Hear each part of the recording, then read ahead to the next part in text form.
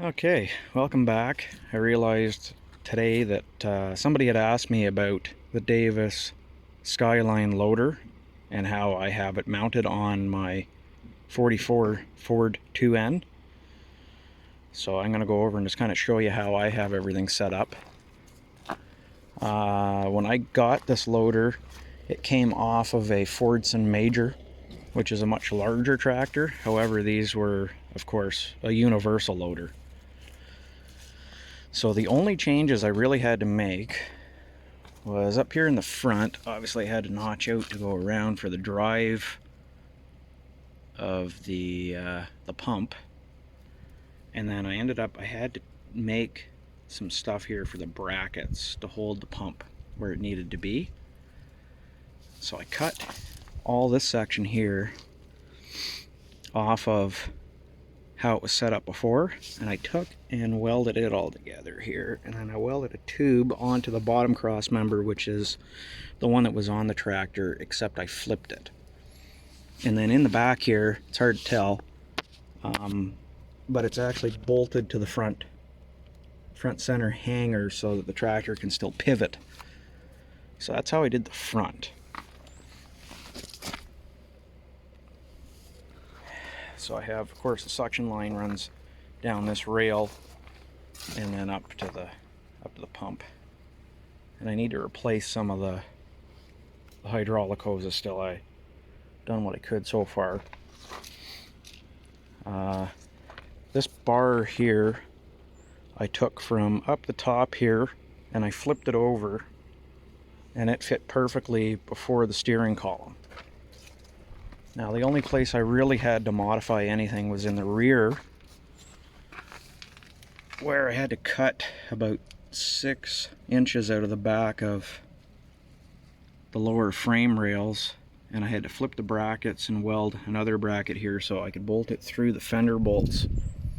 Now the only thing I still would like to do here is sort of sandwich a bracket around the axle tube just to pull that up a little bit. Obviously that would make it a little bit more rigid, but truth be told, it hasn't moved at all since I installed it.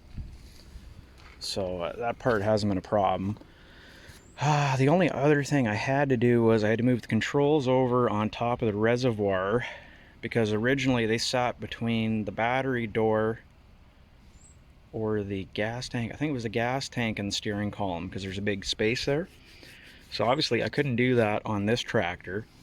So all I did was come over here, and yeah, I still need to put a couple clamps and stuff so things are not rubbing, but I made a flat bracket that bolts to the controls. And then how it works is, okay, no, I lied. It bolts through, yeah, now I see it. I had to space it, and it bolts through onto the reservoir first, and then there's bolts in here that actually hold the controls sandwiched down to this bracket.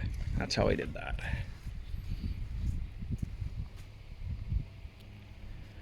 And that's how that goes.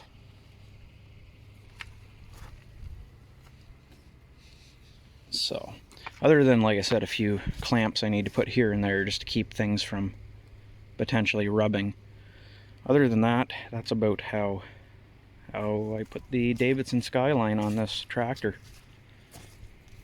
And people are going to give me shit and say the front axle's bent from the loader, but it's not. The tire's just kind of flat. I gotta air it up. In reality, you're not going to lift a car or anything with this tractor. That's not the intention of putting a loader on this tractor. That's not why I did. Basically, the only things I lift with this are, you know, I might, with 2 tires on this frame, I might pick up the back end of it and roll it forward. Well, I can almost do that myself, you know, so I really only use it to help me lift things. And that's about it. So if anybody has any more questions about how how I mounted it or anything like that, any more specifics, I can definitely go ahead and do my best to answer those. But in my opinion, these are by far one of the better fitting and the better looking loaders you can put on one of these tractors. And keep in mind too that the majority of the weight pivots here in the center of the tractor on this style loader, which means the majority of it's actually going to the back of the tractor, which is kind of what you want because the front axle of these is not the most rigid. Now I believe, and someone can correct me if I'm wrong, a Ferguson, like a TO20,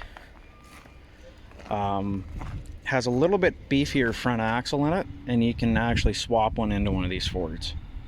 So I may do that if I end up keeping this tractor long term. But that's about it.